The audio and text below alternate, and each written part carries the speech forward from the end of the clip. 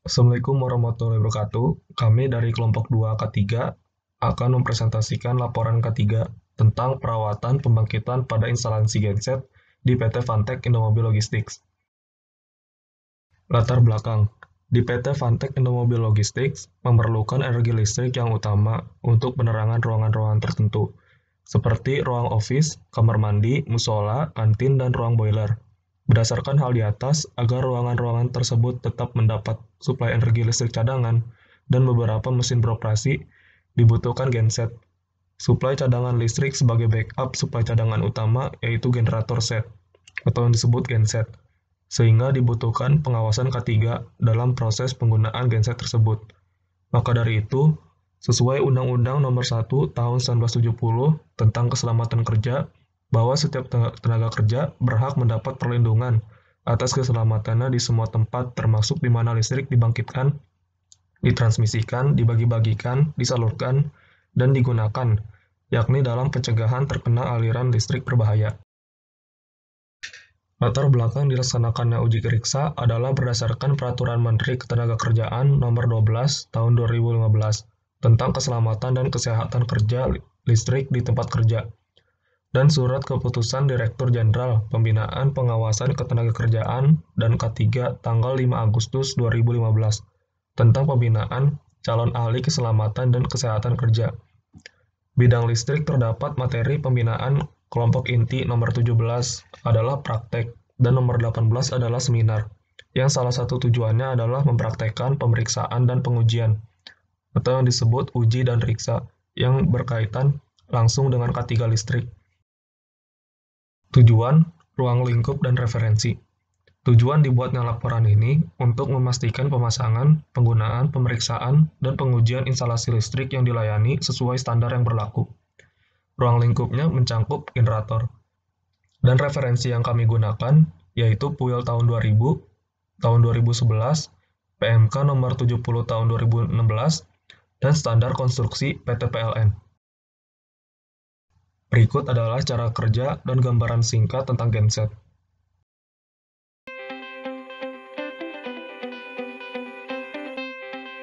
Our world revolves around energy. At Doosan Portable Power, powering productivity is our business, and we specialize in building products that put power to work. Our mobile generators transform the stored energy in diesel fuel to electricity for daily use. Let's take a closer look.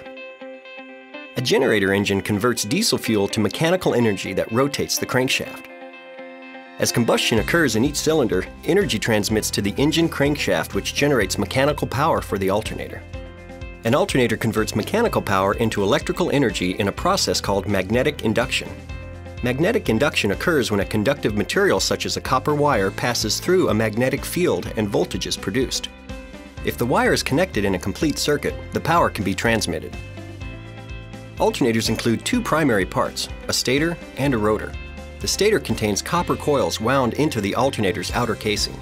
The rotor also has wire coils wrapped around an iron core, but unlike the stator, it is attached to the engine crankshaft so it rotates with the engine. When voltage passes through the rotor coils, it creates an electromagnetic field. As the rotor spins, its magnetic field cuts across the stator's conductive wire and generates voltage. Because the magnetic field builds and subsides, voltage fluctuates between positive and negative peaks, which is known as alternating current. The stronger the field, the higher the peaks. Ideally, voltage levels should be consistent so that constant power is provided when under load. To do so, an automatic voltage regulator, or AVR, adjusts the magnetic fields as needed. During heavy power demands, voltage decreases, causing the AVR to increase the magnetic field. Conversely, when power demands are low, the AVR tempers the field. Doosan mobile generators also include alternators with 6 coils wound into the stator. This provides 3 voltage sources or phases. Because each phase combines 2 coils of wire, the sources can be connected in series for high voltage applications or in parallel for low voltage needs. To simplify wire connections, Doosan mobile generators have a convenient selector switch. When an operator selects the desired voltage, the switch adjusts the connections, and current flows through a protective device called a circuit breaker. If current exceeds capacity, the breaker halts the system, protecting the generator and connected equipment from potential damage.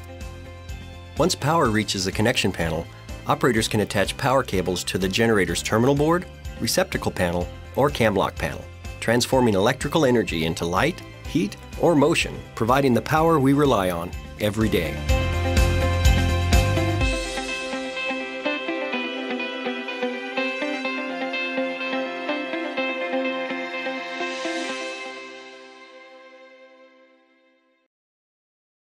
Dapat disimpulkan bahwa generator bekerja pada prinsip induksi elektromagnetik yang menjelaskan bahwa aliran atas muatan listrik dapat diinduksi dengan memindahkan sebuah konduktor listrik, seperti kawat yang mengandung muatan listrik, dalam medan magnet.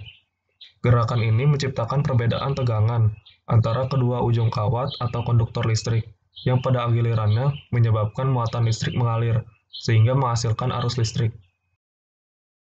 Aspek-aspek yang dapat mempengaruhi lingkungan kerja yang pertama ada kebisingan. Nilai ambang batas dari kebisingan sebesar 85 desibel. Dampak kebisingan antara lain ketulian sementara, menetap, dan gangguan komunikasi. Sementara itu, pengendalian kebisingan antara lain desain mesin yang baik, perawatan mesin secara teratur, dan penggunaan APD. Adapun APD yang dapat digunakan semisal earplug untuk mereduksi 15-20 desibel, earmuff untuk mereduksi 20-30 desibel. Adapun alat yang digunakan untuk mengukur tingkat kebisingan disebut decibel meter portable. Yang kedua, ada temperatur kerja. Suhu nyaman berkisar antara 27,5 sampai 32,5 derajat Celcius.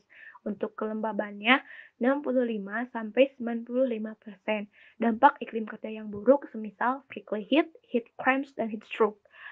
Selanjutnya, pengendalian panas dan kelembaban semisal adanya local exhaust ventilation, isolasi sumber panas, dan penggunaan APD semisal goggles, sarung tangan, dan sepatu kerja. Alat untuk mengukur suhu dan kelembaban disebut termometer hygrometer. Yang ketiga, penerangan. Standar penerangan menurut PUIL sebesar 350 lux. Dampak penerangan yang buruk antara lain kelelahan mata, pegal di sekitar mata, dan kecelakaan kerja. Pengendalian penerangan dengan adanya penerangan yang baik untuk penerangan alami dari cahaya matahari dan untuk jendela berukuran 1/6 sampai 1/10 dari luas lantai. Adapun penerangan buatan dari lampu filamen, fluoresan, ataupun merkuri. Alat untuk mengukur penerangan disebut luxmeter. Yang terakhir, getaran.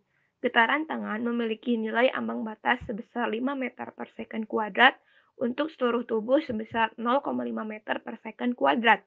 Dampak dari getaran antara lain kelainan peredaran darah dan syaraf, kerusakan pada persendian dan tulang, dan kecelakaan kerja.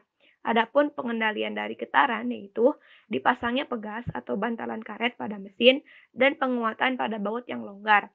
Alat untuk mengukur getaran disebut voltable vibration meter. Tahapan pelaksanaan K3. Yang pertama, siapkan berkas penerapan K3 generator. Yang kedua, siapkan dan dapatkan surat izin riksa uji K3. Yang ketiga, periksa berkas pengesahan generator. Dan yang keempat, meminta petugas memasang LOTO. Yang kelima, menyiapkan checklist riksa uji K3 generator. Yang keenam, periksa secara visual dengan checklist. Yang ketujuh, pengujian sesuai dengan checklist. Dan yang terakhir, membuat laporan K3. Oke, selanjutnya hasil temuan negatif. Yang pertama, kami menemukan pintu tidak dipasang tanda bahaya listrik sesuai dengan standar PUIL 2019.9.4.5.2 tentang pemasangan papan dan peringatan. Dan kami merekomendasikan pintu seharusnya dipasang tanda bahaya listrik. Selanjutnya, temuan kedua, yaitu pintu yang tidak dikunci yang dapat menyebabkan orang yang tidak berkepentingan dapat masuk. PUIL sesuai dengan standar PUIL 2011.9.4.5.2 tentang pemasangan papan dan peringatan, yaitu pada pintu masuk ke ruang kerja listrik dan ruang kerja listrik harus terkunci. Kami merekomendasikan pengecekan secara berkala atau pemberian himbauan dengan cara menempelkan peringatan untuk selalu mengunci pintu dan juga pemasangan tanda peringatan melarang mereka yang tidak berkepentingan untuk masuk. Hasil temuan ketiga, yaitu di ruang generator terdapat alat-alat yang berserakan. sesuai dengan standar PUIL 2000.8.21.2.1 tentang syarat lokasi bangunan, yaitu jalan keluar masuk diatur sedemikian rupa sehingga tidak akan tertutup oleh bangunan baru di kawasan tersebut. Kami merekomendasikan benda-benda tersebut dipindahkan ke gudang sehingga tidak menghalangi kegiatan pekerja. Selanjutnya, temuan keempat, yaitu di ruang generator tidak terdapat pengukur suhu dan kadar oksigen, sesuai dengan standar Permenaker nomor 3 tahun 2018 pasal 5, ayat 1, 2, dan 3.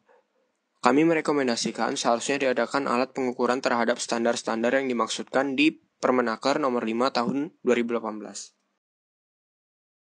Selanjutnya, hasil temuan positif. Yang pertama, kami menemukan pada ruang generator terdapat APAR, sesuai dengan standar PUIL 2000.8.21.2.5 tentang kelengkapan pemadaman api, yaitu harus disediakan perlengkapan pemadam api manual yang dapat mencakup ruang tersebut. Terus yang kedua adalah terdapat tanda peringatan bahaya pada generator, sesuai dengan standar PUIL 2000.8.21.3.3.5 tentang peringatan bahaya, yaitu harus dipasang tanda peringatan pada tempat di dekat mesin. Penemuan yang ketiga yaitu penyusunan rangkaian listrik yang rapi dan aman. Sesuai dengan standar PUIL 2000.2.5.4.2 tentang sambungan listrik, yaitu sambungan antar penghantar dan perlengkapan listrik yang lain harus dibuat sedemikian sehingga terjamin kontak yang aman dan handal.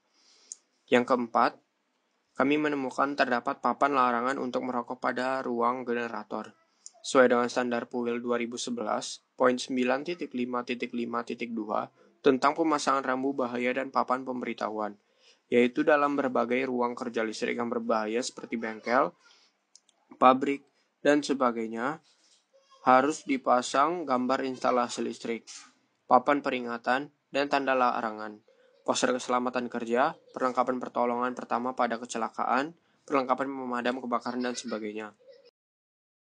Hasil temuan yang kelima, yaitu terdapat bukti hasil pemeriksaan dari generator secara berkala, sesuai dengan PUIL 2011.9.5.6.3 tentang pemeriksaan dan pengujian instalasi listrik, yaitu instalasi listrik harus diperiksa dan diuji secara periodik sesuai ketentuan atau standar yang berlaku.